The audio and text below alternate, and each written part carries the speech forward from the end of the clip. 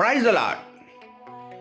Leonard Ravenhill అనే ఒక British సువార్తికుడు గురించి ఈరోజు మనం తెలుసుకుంటున్నాం. ఈయన 1907 సంవత్సరం ఇంగ్లాండ్లో జన్మించాడు. తన 18వ సంవత్సరంలో బాప్తిజం పొంది దేవుని సేవ ప్రారంభించాడు.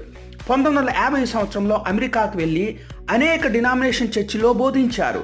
ఆయన బోధ అంతా కూడా పరిశుద్ధత, ప్రార్థన మరియు పాపం అనే ఈ 3 అంశముల గురించి ఉండేవి. ఆయన రోజుకి 14 గంటల ప్రార్థనలో గడిపేవారు.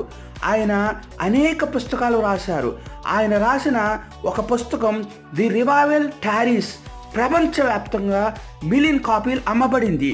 ఆయన చెప్పిన గొప్ప సూక్తుల్లో 2 సూక్తులు, eat little, sleep little and pray more.